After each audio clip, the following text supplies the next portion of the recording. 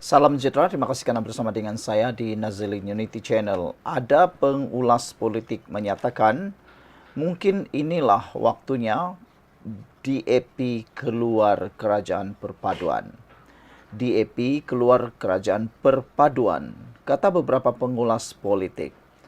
Ini kerana sedang hangat di dalam media sosial, bahkan dalam politik Malaysia, tentang perdebatan berkait dengan DAP dan juga UMNO. Kalau selama ini kita hanya dengar kutikan daripada kenyataan-kenyataan Akmal Saleh khususnya yang lantang bercakap menentang DAP, kali ini Zahid pula tampil Presiden UMNO sendiri. Inilah yang menyebabkan pengulas politik kata mungkin waktunya DAP tinggalkan kerajaan perpaduan kerana selama ini yang bercakap itu hanya catur-catur kecil, hanya bidak-bidak kecil. Tetapi sekarang ini yang bercakap ialah Presiden UMNO sendiri. UMNO akhirnya mengingatkan Lim Guan Eng, zaman kamu sudah berlalu, jangan siku sahabat, kata Zahid Hamidi merujuk kepada Lim Guan Eng. Presiden UMNO Ahmad Zahid Hamidi menasihatkan pengerusi DAP Lim Guan Eng supaya tidak menyinggung mana-mana parti dalam kerajaan perpaduan hari ini. Sambil mengingatkan Lim Guan Eng bahawa zamannya sebagai Setiausaha Agung DAP sudah berlalu. Zahid berkata ahli Parlimen Bagan itu seharusnya memberi kepercayaan kepada pimpinan baru parti berkenan. Kata beliau, saya fikir saya tak perlulah ulas kerana itu pendapat peribadi beliau. Zaman Lim Guan Eng sudah berlalu dan berilah kepercayaan kepada kepimpinan DAP yang ada sekarang ini. Jangan nak menyiku mana-mana sahabat, kata Zahid Hamidi lagi. Katanya, selepas menghadiri Majlis Amanat Tahun Baru 2025 Kementerian Kemajuan Desa dan Wilayah di Putrajaya hari ini, Timbalan Perdana Menteri itu mengulas kenyataan Lim Guan Eng yang memberi amaran bahawa kerjasama antara UMNO dan PAS dalam Perhimpunan Solidariti untuk bekas Perdana Menteri Najib Razak pada Isnin ini boleh menimbulkan keraguan terhadap kedudukan UMNO dalam kerajaan. Lim berkata tindakan itu bukan sahaja memberi kesan kepada kestabilan politik, malah turut menjejaskan keyakinan rakyat terhadap keikhlasan UMNO dalam membentuk kerajaan pada tahun 2022 atas perkenan yang di-Pertuan Agong. UMNO dan PAS sebelum ini bersetuju mengadakan Perhimpunan Setiakawan untuk Najib pada 6 Januari di Mahkamah Rayuan Putrajaya. Perhimpunan itu berlangsung serentak dengan pendengaran mengenai tita tambahan diraja yang berkemungkinan membolehkan Najib menjalani baki hukuman penjara di rumah. Perhimpunan Setiakawan UMNO PAS itu juga mencatat sejarah sebagai kerjasama pertama antara kedua-dua parti sejak Mufakat Nasional berakhir pada tahun 2022. Apa pula komen anda? Black Panther kata zaman BN pun dah dikaburi atau dikuburi oleh rakyat. Zaman BN UMNO pun sudah berakhir, kata Black Panther. The Sword of Justice kata, saya berpendapat Lim Guan Eng tidak ada halangan untuk UMNO menyokong petisyen untuk Najib menghabiskan baki tahanan dalam rumahnya. Cuma apa yang disangkal ialah mengapa UMNO perlu bersekutu dengan parti PAS yang menganggap kerajaan perpaduan madani sebagai musuh dan jahiliah. PAS berpahaman melampau dan tidak ada pandangan atau blueprint untuk memajukan negara. Apa yang mereka tahu adalah hanya untuk bantai DAP dan sekularisme yang disokong dan termaktub dalam Perlembagaan Persekutuan serta keputusan Mahkamah Persekutuan oleh Hakim Tun Saleh Abbas.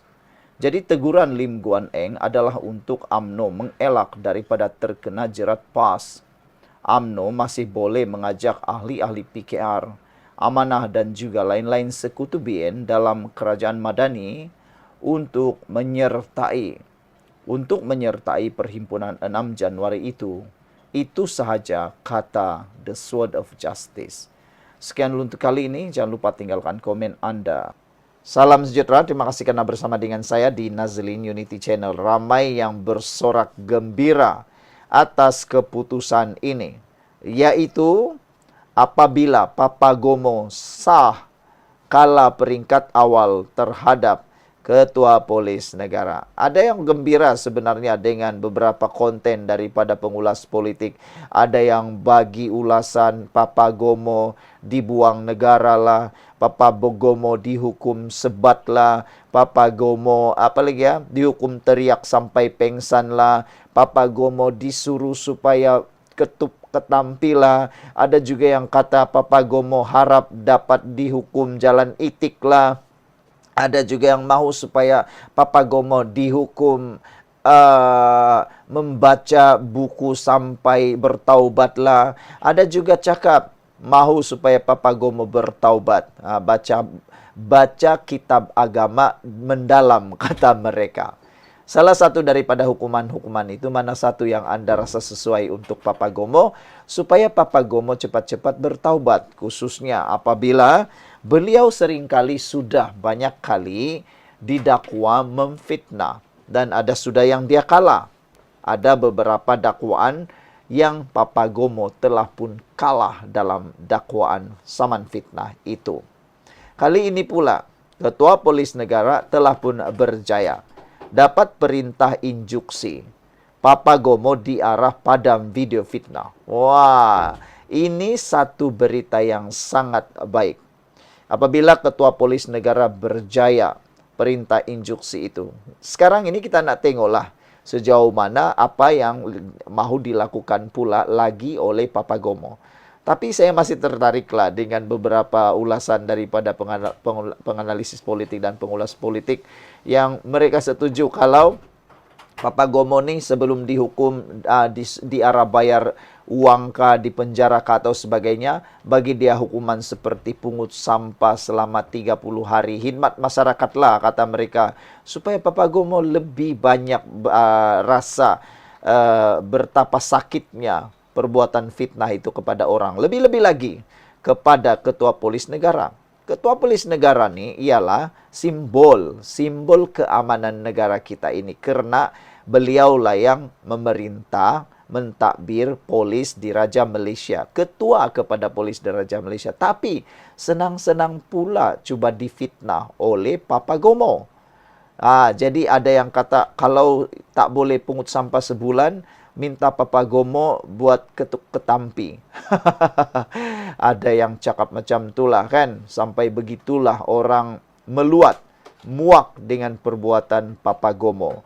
Walau bagaimanapun, kita ucapkan tahniah kepada Ketua Polis Negara kerana telah pun berjaya mendapat perintah injuksi dan Papagomo pula diarah padam video fitnah. Nah, Ketua Polis Negara Tan Sri Razaruddin Hussein berjaya mendapatkan perintah injuksi untuk menghalang blogger kontroversi Papagomo daripada terus memfitnahnya. Ia berhubung kenyataan Papagomo atau nama sebenarnya Wan Muhammad Azri Wan Deris yang melabel Ketua Polis Negara sebagai pelacur banduan terhormat dan penjilat Perdana Menteri. Inilah yang membuatkan netizen muak dengan Papagomo ini. Dia berani-berani pula melabel Ketua Polis Negara sebagai pelacur banduan terhormat. Sampai begitu sekali biadabnya perkataan Papagomo terhadap Ketua Polis Negara. Melabel Ketua Polis Negara kita pelacur. Ini kalau dia orang-orang biasa-biasa, ahli politik atau sebagainya, mungkin bolehlah kita fikir lagi kan, bolehlah kita hadam sikit. Tapi kalau Ketua Polis Negara dicakap macam ini, didengar oleh orang luar, oleh negara luar atau sebagainya, siapa yang tak lucu? Siapa yang rasa tak terhina kan? Itu satu penghinaan luar biasa.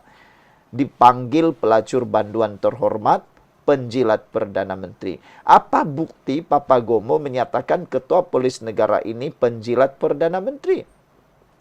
Banyak netizen kata, ramai netizen kata Papa Gomo ni dia mendakwa pelacur banduan terhormat dan penjilat Perdana Menteri ini hanya berdasarkan sentimen emosi semata-mata, kebencian beliau kepada kerajaan perpaduan ini, kebencian beliau kepada Anwar Ibrahim yang menyebabkan beliau mendakwa ini kepada Ketua Polis Negara. Nah, susulan itu, Mahkamah Tinggi mengeluarkan perintah injuksi ex parte satu pihak yang melarang dan menghalang Papa Gomo daripada menerbitkan atau menyiarkan kenyataan fitnah di semua platform media sosial yang ditujukan kepada Razarudin sehingga perbicaraan kes saman itu diputuskan. Mahkamah ini mendapati bahawa planatif Razarudin telah menunjukkan bahawa wujudnya isu-isu yang serius yang perlu dibicarakan. Perkataan dan ayat-ayat yang digunakan oleh defendant Wan Muhammad Azri jelas merujuk kepada planatif dan berunsur fitnah.